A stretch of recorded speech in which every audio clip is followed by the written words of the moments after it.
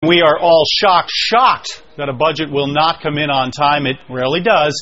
In fact, it will be late for the fourth straight year.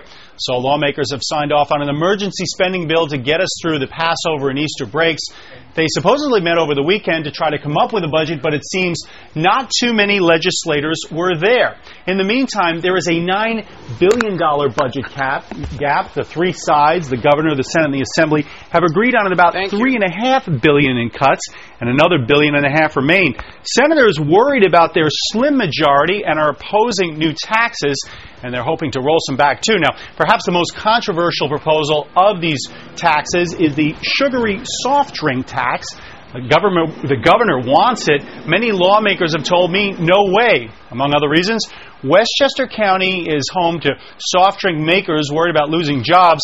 And some conservatives, by the way, they just hate what they believe is a nanny state-type tax. And, of course, the governor believes in the long run it would cut obesity and save lives, in addition to helping balance the budget. Harry. All right, Dick, thank you very much. If you could stay right where you are just a moment. We want to bring in Chuck Brecher of the Citizens Budget Commission.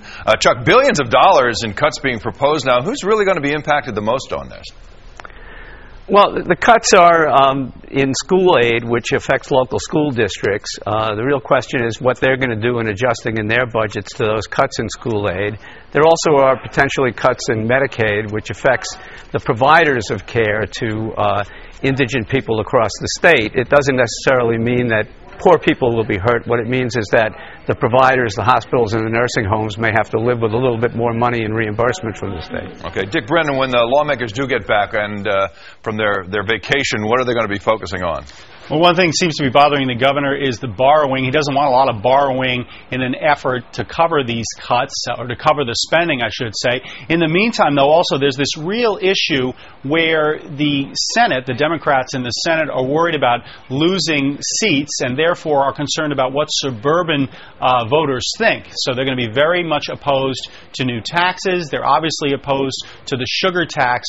So this all has to be hashed out, and we've still got a long way to go before they get to a budget. It could be weeks and, who knows, even months. What can really be done here to make some of these cuts less painful for New Yorkers, Chuck?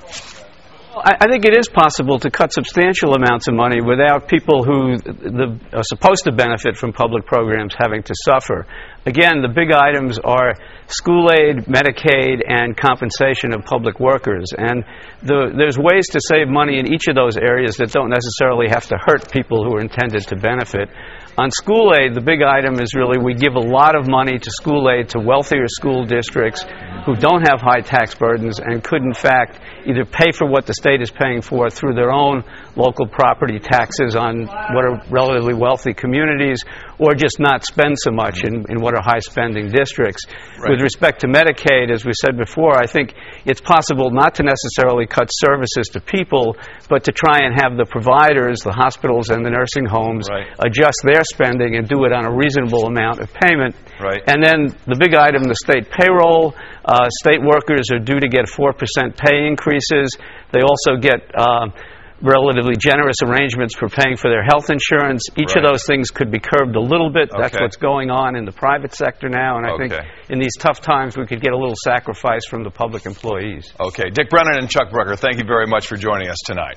Stay connected with myfoxny.com mobile. Download the iPhone app or text Fox5 to 46988 for other devices. Local news, weather, and traffic on the go with myfoxny.com mobile.